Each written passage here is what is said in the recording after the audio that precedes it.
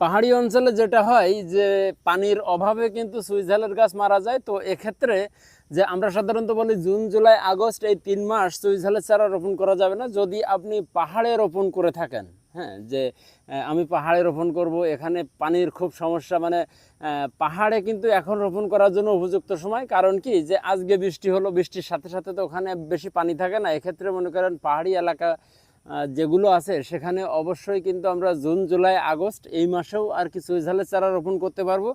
তো এটা জেনে রাখা ভালো, সুইঝাল সাধারণত দুই রকম হয়ে থাকে, একটা ঝাড়চুই এবং একটি গেসোচুই। তো আমরা ঝাড়চুই যেটা, সেটা হচ্ছে প্লেন জমিতে চাষাবাদ করব, আর গাছচুই যেটা, সেটা যে কোনো ম্যাচিউরড গাছের পাশে রোপণ করে দেব। গাছ বেয়ে কিন্তু আস্তে আস্তে উঠতে থাকবে। এখন অনেকেই আছে যে ছোট গাছ, যে আমি আমের নতুন বাগান করতেছি, তো এই আম বাগানের ভিতরে আমি চুই গাছ লাগাবো। তো এখানে কি আমাকে ঝাড় চুই রোপণ করতে হবে নাকি গাছ চুই রোপণ করতে হবে? তো যেহেতু আম বাগানের ভিতরে রোপণ করবেন, আম গাছ যদি ছোট টাইপের হয়, নতুন গাছ রোপণ করেছেন, সেখানে আমরা যেটা করতে পারি, আম গাছ সাধারণত যদি আপনি আলট্রা হাই ডেন্সিটি সিস্টেমে রোপণ করেন, তাহলে আপনাকে 10 ফিট বাই 10 ফিট, আমাদের দেশের প্রেক্ষাপটে যে 10 ফিট বাই 10 ফিট দূরত্বে রোপণ করলে কিন্তু ভালো হয়। সেখানে যেটা হবে, 10 ফিট বাই 10 ফিট দূরত্বে আমরা যখন আমের চারা রোপণ করলাম, তার ফাঁকে ফাঁকে যে জায়গাটা থেকে যাচ্ছে, যেহেতু আম গাছ আছে আপনার খুব ছোট, এর ফাঁকে ফাঁকে যে জায়গাটা থেকে থাকে, সেখানে আমরা একটা করে ঝাড় চুইটা রোপণ করতে পারি। ঝাড় চুই রোপণ করলে আমাদের লাভ কি হবে? আমাদের প্রধান যেটা লাভ হবে, যে এই আম গাছ ম্যাচিউর হতে কিন্তু ন্যূনতম 2 বছর সময় লাগবে, মানে আম পেতে। প্রথম বছর কিন্তু আপনার আম গাছে মুকুল আসবে, ফলও আসবে, কিন্তু আমরা এই মুকুলটা ফল পর্যন্ত, মানে আসা পর্যন্ত নিয়ে যাব না, তার আগেই কিন্তু ভেঙে দেবো। আম গাছ ম্যাচিউর হইতে 2 বছর সময় লাগে, আর আমাদের এই চুই ম্যাচিউর হইতেও লাগে সময় 2 বছর।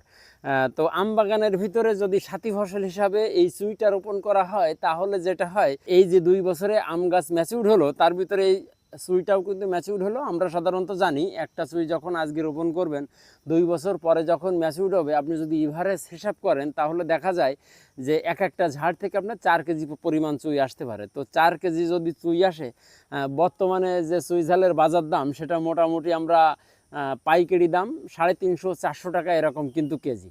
যদি খুচরা হিসাব করেন, আপনি যদি কিনতে চান বা আমি কিনতে যাই, সেখানে কিন্তু 1000 টাকা 1200 টাকা কেজি দিয়ে কিনতে হয়।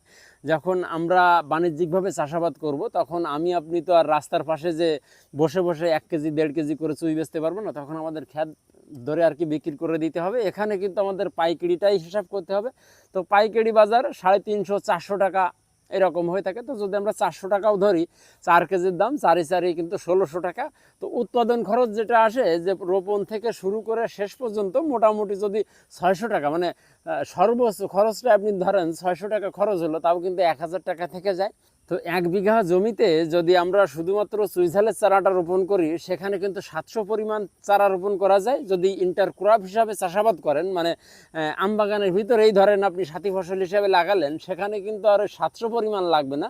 সেখানে আপনি চারা দিতে পারবেন সর্বোচ্চ 300 থেকে 350। তো আমরা যদি 300 গাছ রোপণ করি, এক একটা গাছ যদি আপনার 1000 টাকা আপনার খরচ খরচা বাদেও হয়, সেখানে কিন্তু আপনার 3 লক্ষ টাকা বেচা বিক্রি হতে পারে।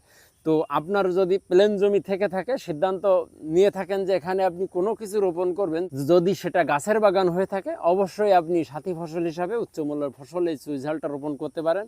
অবশ্যই চুইঝাল রোপণ করতে গেলে আপনাদের প্রধান যেটা খেয়াল করতে হবে, আপনার জমিটা প্রধানত উঁচু থাকা লাগবে, মানে পানি নিষ্কাশন ব্যবস্থাটা অবশ্যই ভালো থাকা লাগবে। পানি নিষ্কাশন ব্যবস্থা যদি ভালো না থাকে, তাহলে আপনার চুইঝালের চারা রোপণ করার দরকার নেই। অল্প একটু পানি বাদলেও কিন্তু চুই গাছটা মারা যায়। ক্ষেত যেহেতু আপনাকেই সিদ্ধান্ত নিতে হবে আপনি কোনটা করতে চাচ্ছেন। যেটাই করেন না কেন, আপনাকে ভেবে চিনতে কিন্তু সিদ্ধান্ত নিতে হবে, তাহলেই আমরা সামনের দিকে এগিয়ে যেতে পারবো।